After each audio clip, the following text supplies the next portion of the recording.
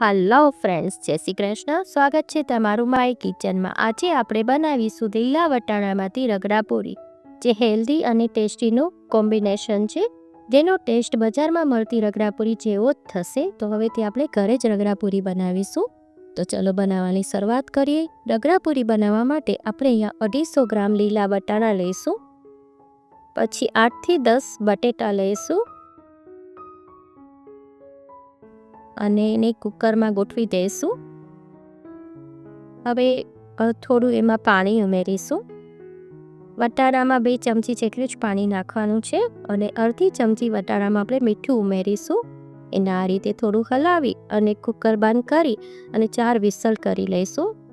જો વટાણા અને બટેટા સરસ બફાઈ ગયા છે. હવે બટેટાને આપણે મેશ કરી લઈશું. જો તમને આજની રેસીપી ગમે તો લાઈક કરજો, તમારા ગ્રુપમાં શેર કરજો અને મારી ચેનલને સબસ્ક્રાઈબ કરી દેજો ને બાજુમાં આવેલા બેલ આઇકનને પ્રેસ કરી દેજો. હવે આપણે વટાણામાંથી બધું પાણી નિતારી લઈશું, કારણ કે આપણે આ રગડો ડ્રાય બનાવવાનો છે. અત્યારે જો પાણી બધું નિતારી લીધું છે, પછી એનો આપણે ઉપયોગ કરી લઈશું. હવે વટાણાને પણ આપણે મેશ કરી લઈશું.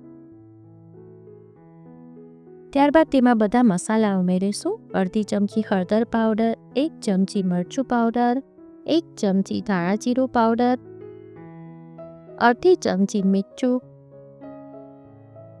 અડધી ચમચી આમચૂર પાવડર, અડધી ચમચી સંચળ પાવડર, અડધી ચમચી ચાટ મસાલો, 1 ચમચી પાણીપુરી મસાલો, જે પાણીપુરી મસાલાનું પેકેટ આવે છે એ પાવડર મેં લીધો છે, 1 ચમચી ગરમ મસાલા પાવડર, ત્યારબાદ અડધી ચમચી હિંગ,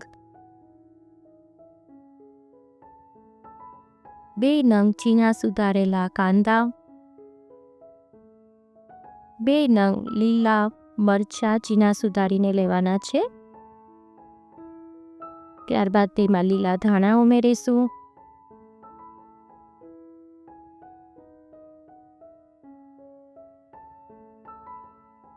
પછી એને આપણે બરાબર મિક્સ કરી લઈશું. બરાબર મિક્સ થઈ જાય પછી એની અંદર આપણે 1 ચમચી ગ્રીન ચટણી ઉમેરવાની છે, જે કોથમીર, ફુદીનાની ને મરચાંની ચટણી બને છે તે મેં ઉમેરી છે. આની પણ તમારે રેસીપી જોતી હોય તો નીચે લિંક હું આપી દઈશ. ત્યારબાદ એક તવો લેવાનો છે. આપણે જે થેપલા પરોઠા કરીએ છીએ તે જ તવો મેં લીધો છે.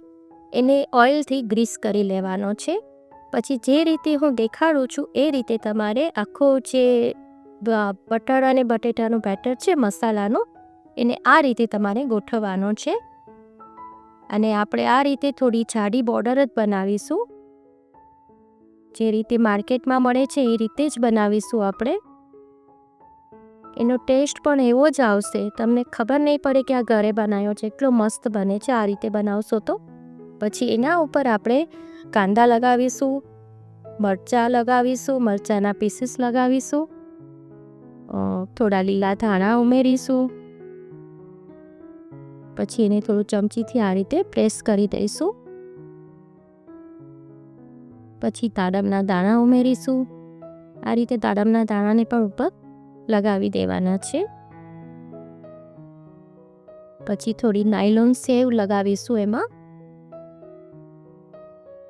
જો આ રીતે બધું સરસ તવા ઉપર આપણે બનાવી લેવાનું છે. હવે એને આપણે ફૂલ ફ્લેમ ઉપર ગેસ ઉપર મૂકીશું. હવે એમાં 1 ચમચી તેલ લઈશું. પછી જો આ જે રીતે મેં દેખાડ્યું છે એ રીતે તવીથાથી તમારે થોડો આ જે બેટર છે પેલું મિક્સર એને લેતું જવાનું છે અંદર. જો આ રીતે ધીમે ધીમે લઈ લેશો એટલે બધું આવી જશે.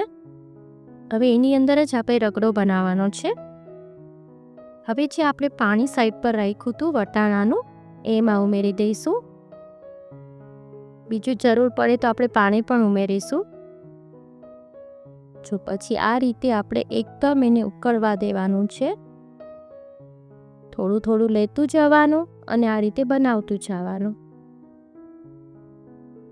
જો આ એકદમ ખદખદે એટલું કરવાનું છે આપણે. પાછું પાણી ઉમેરીશું.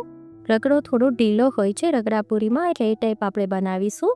પછી એની અંદર આપણે ઝીણા સમારેલા કાંદા, 1 ચમચી ગ્રીન ચટણી, પછી થોડો પાણીપુરી મસાલો 1/4 ટીસ્પૂન આપણે ઉમેરીશું, 1/4 ટીસ્પૂન મીઠું ઉમેરીશું. આપણે જે પાણી નાખ્યું છે એના ભાગના મસાલા થોડા કરવાના છે.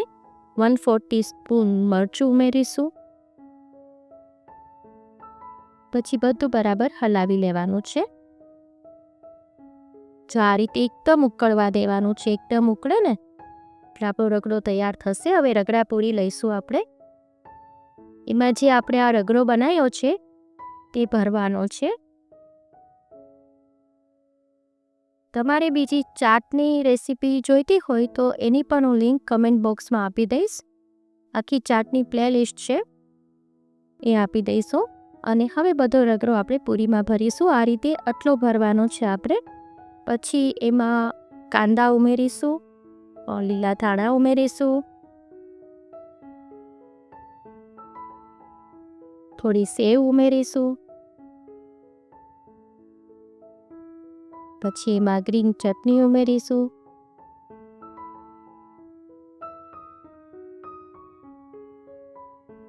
પછી એમાં દહીં ઉમેરવાનું છે. આ તમારે એક પ્લેટ આ રીતે સર્વ કરતું જવાનું છે અને બનાવવાનો છે આ રીતે. જો દહીંને થોડું વલોવીને મેં લીધું છે. પછી ખાટી મીઠી ચટણી જે હોય છે ચાટની એ ઉમેરવાની છે. આની પણ પ્લેલિસ્ટમાં હું લિંક આપી દઈશ. જો આ રીતે બધું કરવાનું છે અને નાયલોન સેવથી એને પાછું આપણે ગાર્નિશ કરીશું. ટેસ્ટમાં તો એટલી ફાઇન બને છે ને, એકવાર ચોક્કસ બનાવજો અને મને કમેન્ટ કરીને કહેજો કે કેવી લાગી તમને આજની રેસીપી. જો આજની રેસીપી તમને ગમે તો સબસ્ક્રાઈબ કરવાનું ના ભૂલશો. પાછી આપણે ચટણી ઉમેરીશું, દાડમના દાણા ઉમેરીશું, પછી ધાણા ઉમેરીશું. આ રીતે તમારે એક પ્લેટ તૈયાર કરીને સર્વ કરવાની છે. પછી ચાટ મસાલો ઉમેરીશું. ફરી મળીશું એક નવી જ રેસીપી સાથે. Till then bye bye.